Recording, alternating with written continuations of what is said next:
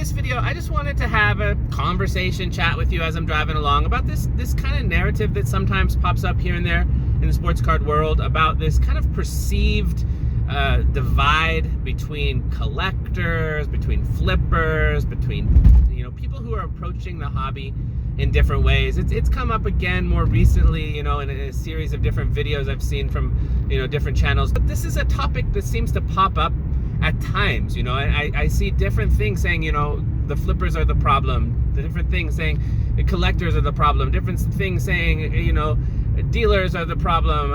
I've seen distributors are the problem, the production company is the problem. I see all these kind of videos pretty regularly that pop up at different times and go through waves. And I've mentioned in past videos before how I think this kind of way of looking at it is really flawed. Because ultimately the hobby is an open canvas. And people can engage with the hobby as long as they're not doing things nefarious. Then they can engage with the hobby however they want. There's no limitation. It's one of the things that's wonderful about the hobby. I mean, if you want to be a collector, you can collect. If you want to flip cards and find arbitrage opportunities, you can do that. If you want to do a bit of both, you can do that. There's all kinds of different things, all kinds of different ways that you can approach the hobby, and the hobby is wide open for that.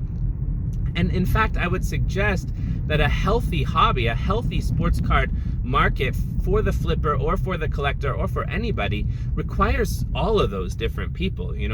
I've talked about this in a video where kind of, in many ways the collector is kind of like, it's the foundation of the whole thing. Like that's what's needed. Otherwise, if there's no collectors, what happens to the cards that are being flipped eventually? It's just like they just keep being passed down the line to somebody else, to somebody else, to somebody else, until somebody's stuck with the hot potato at the end of the game, and then they're like, oh man, what do I do with this thing? And then they lose a bunch of money on it or something like that. If there's not a collector, then the whole thing falls apart. It's like a Ponzi scheme. It's based on nothing. So the collector is the base of the whole situation. Without that, the whole hobby doesn't exist. But at the same time, the flipper has a really important role.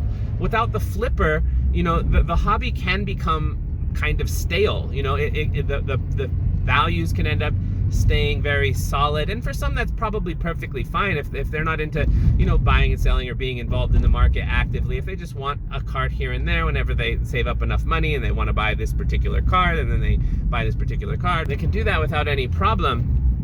That's not an issue. But if for a lot of people the ongoing engagement with the hobby is where the joy is also. Like buying cards for your collection, but also flipping them and moving them around, and that's where and trading them and stuff, and that's where you see some of the different market changes. The small kinds of things, the cards going up in value by 5% here, going down in value by 5% there, the small movements and things. A lot of that has to do with how things are being flipped, and I think that's also a part of a healthy ecosystem.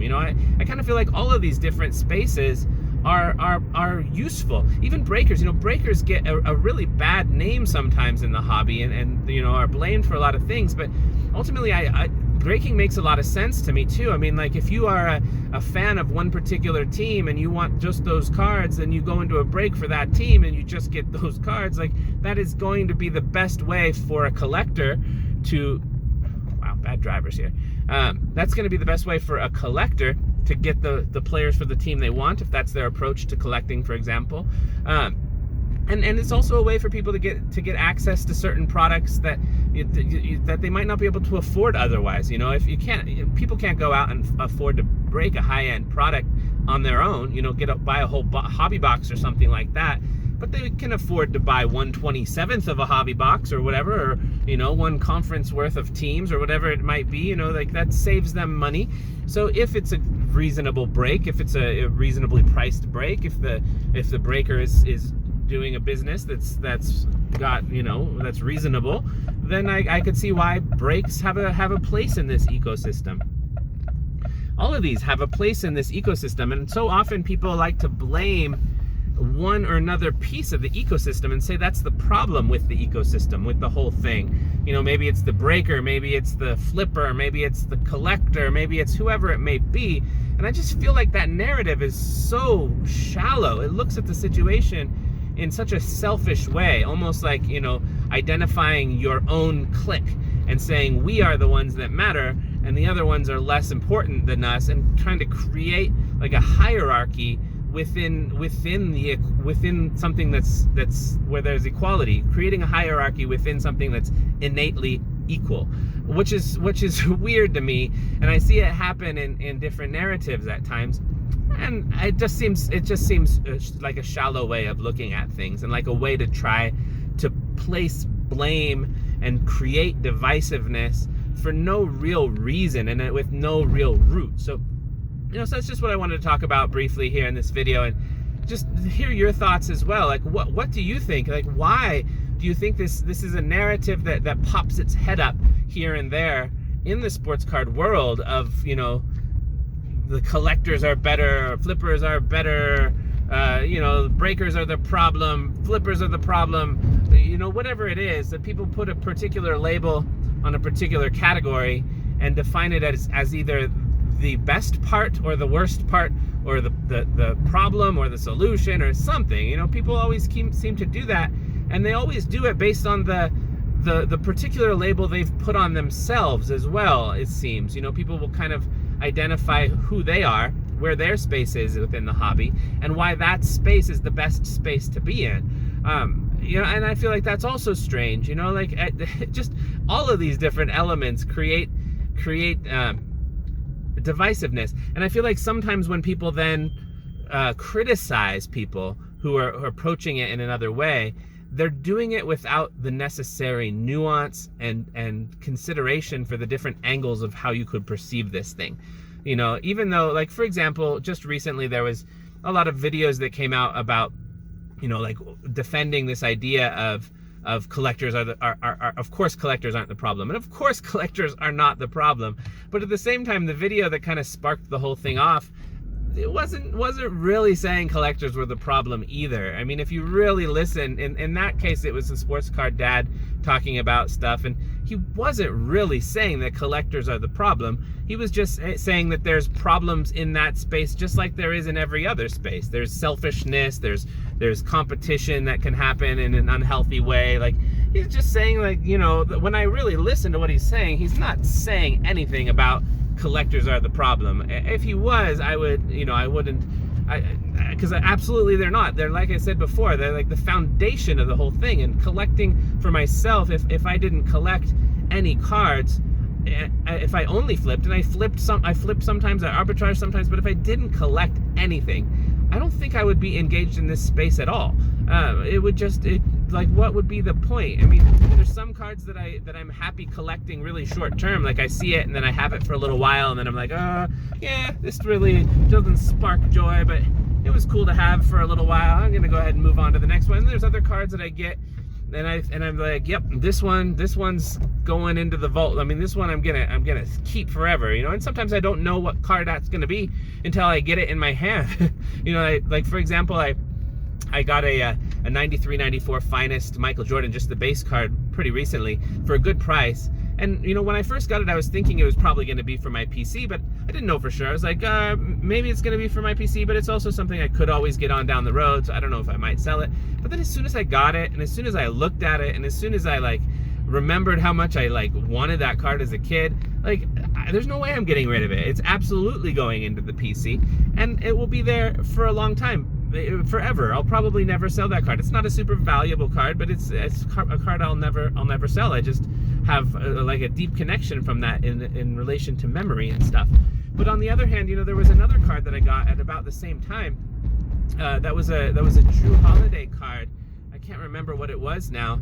And I was originally buying it. I bought it for a really good deal. And I was originally buying it thinking it was going to be in my PC. But after I got it and I saw it, and like it was a parallel, and it was really busy. Like the colors were just all over the place, and it was just, I didn't like the look of it. And I was like, oh man, like I'm not going to keep that for my PC. But I bought it, you know, when I'm buying cards, I'm trying to get good deals, whether it's for my PC or for selling. So, you know, so it's not going to be part of my PC. So I'm going to go ahead and flip it, and I'm sure I'll make a little bit of profit for it. And, you know, the fact that there's some, like, narratives that say one of those ways of, you know, the Michael Jordan one is good or bad, and that Drew Holiday one was good or bad. Like, that's just ridiculous. Like, it's up to each individual when they get that card, like what they want to do with that card, and what, you know, if it's something they end up really liking and wanting to keep, or if it's something that they don't find they really have much of a desire to keep. And some people collect like pack rats and just collect everything, and some people want to narrow down and just get their top, you know, 50 cards as their collection, and then they don't keep other stuff. Like, there's some people want a collection and then have it for a little while, and they have this particular card, you want it as your PC item, but after 3 months you feel like, okay, that was enough. I've been able to be the one who held on to this card for 3 months. I don't really feel a need to keep it anymore. I've looked at it enough in this 3 months, and that's fine too. So, you know, the fact that there's narratives that say one way or the other way is better than a different way is just kind of crazy to me. And it's a narrative that seems to pop its head up in different ways and at different times again and again, and it's hard for me to fathom. You know, I think it's rooted in this us and them mentality, this demonizing of the other that happens so often in our society. You know, people are always looking for something that puts them higher up on the hierarchy, even though there's no hierarchy. They've created one in their minds, and then they've defined things to put themselves higher on that hierarchy, and it happens all the time. And I find it objectively ridiculous. So anyway, I'm pulling into my village here, so that's about all I'm gonna say. But let me see here. If I turn, you can take a look what it looks like as I'm driving into the village. I hope you've enjoyed this drive. I might do this every once in a while, record a video while driving. I'm gonna have to, I've just recorded 2 videos here, and I have no idea if they're gonna turn out well. But if they do, I might do this every once in a while. It's kind of fun to just kind of freestyle some topics while driving down the road. So anyway, catch you later. Hey, there's my daughter. Peace.